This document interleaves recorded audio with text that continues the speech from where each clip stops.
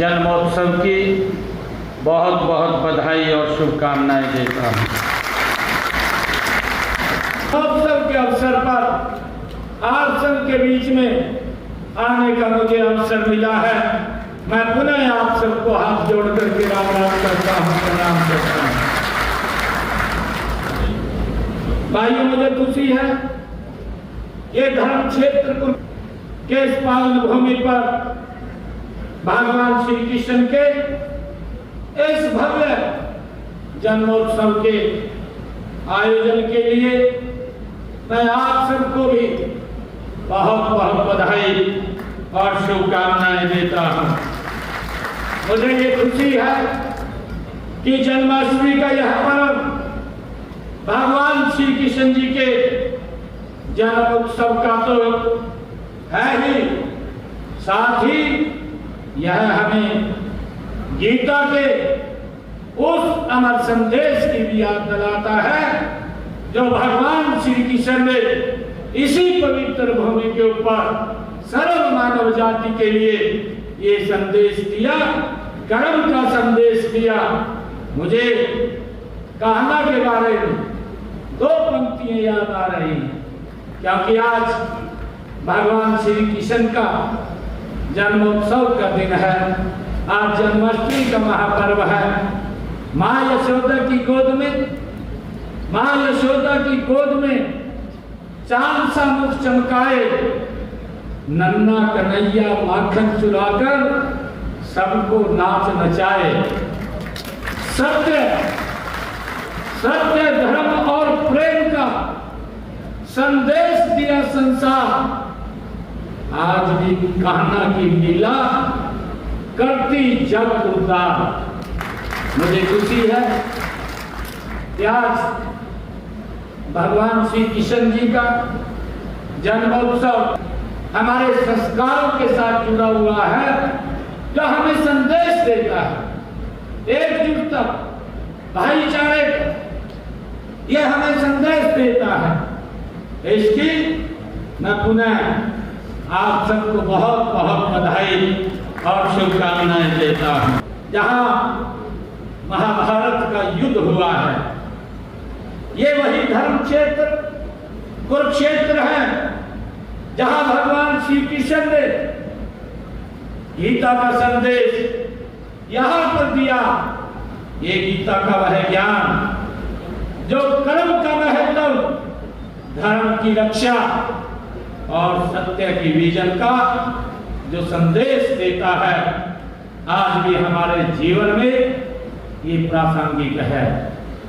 गीता हमें सिखाती है कि हमें अपने कर्तव्य का पालन बिना किसी फल की आशा के करना चाहिए। ये भगवान श्री कृष्ण ने हमें गीता के माध्यम से ये सर्व मानव जाति को संदेश दिया है। यह हमें बताता है कि हमें अपने धर्म के मार्ग पर चलते रहना चाहिए, भले ही कितनी कठिनाइयों का हमें सामना करना क्यों ना पड़े। आज जब हम नए हरियाणा के निर्माण की बात कर रहे हैं, तो यह गीता का संदेश ही है जो हमें प्रेरित करता है। हम सबको मिलकर अपने राज्य के विकास के लिए काम करना है और अपने कर्तव्यों का पालन हमें मिल करके करना है। मुझे खुशी है कि भगवान श्री कृष्ण का जीवन एक और महत्वपूर्ण संदेश हम सबको देता है। वह है समरसता का संदेश। उन्होंने अपने जीवन में कभी भी किसी के साथ कोई भेदभाव नहीं किया। वे अमीर, गरीब, ऊंच नीच, छोटे बड़े सभी के लिए भगवान श्री कृष्ण सम्मान दिखते थे। ये हमें उनसे प्रेरणा मिलती है। उनका यही संदेश हमें आज भी प्रेरित करता है कि हम सब मिलकर एक ऐसे समाज का निर्माण करें जहां कोई भेदभाव न हो, जहां सभी लोग एक दूसरे के साथ प्यार और सम्मान से रहें। मित्रों, आज हमारा हरियाणा देश इसी दिशा में तेजी से आगे बढ़ रहा है। हम माननीय प्रधानमंत्री आदरणीय नरेंद्र मोदी जी के कुशल नेतृत्व में सबका साथ, सबका विकास, सबका विश्वास और सबका प्रयास के सिद्धांत पर हमारी सरकार काम कर रही है। हम यह भी सुनिश्चित कर रहे हैं कि हर एक नागरिक को सरकार की योजनाओं का लाभ सीधा डायरेक्ट उसके घर तक पहुंचे, चाहे वह किसी भी धर्म का हो, किसी भी जाति का हो या किसी भी वर्ग से संबंध रखता हो। मुझे खुशी है कि आज यहाँ आने से पहले मैंने दयालु योजना के तहत हरियाणा प्रदेश के ऐसे लोग लगभग 2222 के करीब हमारे ऐसे परिवार थे जिन्होंने अपने परिवार में किसी न किसी को खोया है, और सरकार इस योजना के माध्यम से जो भगवान श्री कृष्ण से हमें ये प्रेरणा मिलती है कि उसको सहायता करना ये सरकार का दायित्व है। और आज सुबह मैंने 78.5 करोड़ रुपया उनके खाते में पहुंचाने का काम इससे पहले किया है। और मुझे ये खुशी है कि हमने हमेशा यह प्रयास किया है कि विकास के साथ साथ हमारी संस्कृति का भी संरक्षण हो। कुरुक्षेत्र में श्री कृष्ण महोत्सव व अंतर्राष्ट्रीय गीता जयंती महोत्सव जैसे आयोजनों में इस धारा को विश्व स्तर पर एक अलग पहचान ये कुरुक्षेत्र की दिलाई है। हम गीता के इस पावन संदेश को मानव मात्र तक पहुंचाने के लिए विदेशों में भी अंतर्राष्ट्रीय गीता जयंती महोत्सव का आयोजन हम कर रहे हैं। भगवान श्री कृष्ण का पराक्रम, त्याग और परिश्रम से ये भरा हुआ है। मुझे खुशी है कि आज मैं अपने परिवारजनों के बीच में आज उपस्थित हुआ है।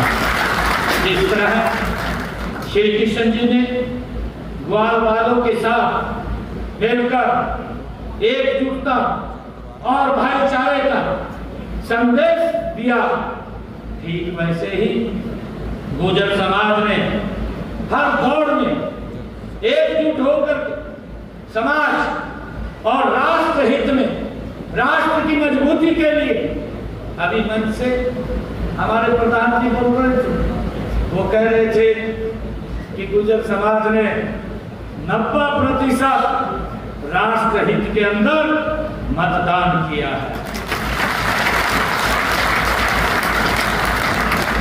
मैं ये कहना चाहता हूँ 100%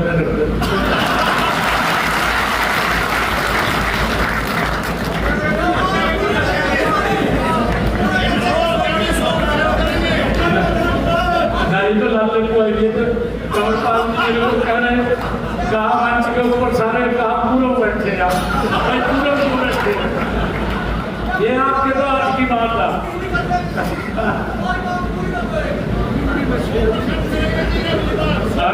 100% करेंगे। मुझे खुशी है आप सबको बताएं, ये आदरणीय मोदी जी के नेतृत्व में सरकार नहीं बनी थी। हरियाणा के अंदर गौ माताओं के लिए मात्र 2 करोड़ रुपए का बजट था, और आज मुझे खुशी है आप सबको बताते हुए लगभग आज मैं इस कार्यक्रम के बाद 80 करोड़ रुपया गौ माताओं के जाने के लिए आज हरियाणा के अंदर हम देने वाले हैं। उसके चेक बन गए। आज हर गौशाला में कार्यक्रम हो रहे हैं, वो भी आचार्य हो जाएंगे। आज मुझे ये खुशी है आप लोगों के बीच में बताते हुए, और मुझे क्योंकि आज उसको अपने जीवन में उतारे। हम सभी को धर्म, न्याय, सच्चाई के मार्ग पर चलना चाहिए। हमें एक ऐसे समाज का मिलकर के निर्माण करना है जहां हर व्यक्ति को सम्मान मिले और हर कोई भी वो पीछे न रहे, वो आगे बढ़े।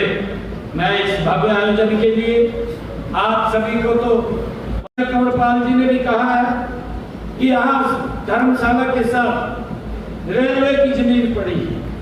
मैं स्वयं लेटर लिख करके और स्वयं रेलवे मंत्री को मिलूंगा, मगर जी आपके तो ये काम है नहीं है, क्योंकि ये धार्मिक नगरी है, बहुत सारे लोग आते हैं और बाहर दूर दराज से, पूरे देश से लोग घूमने के लिए आते हैं।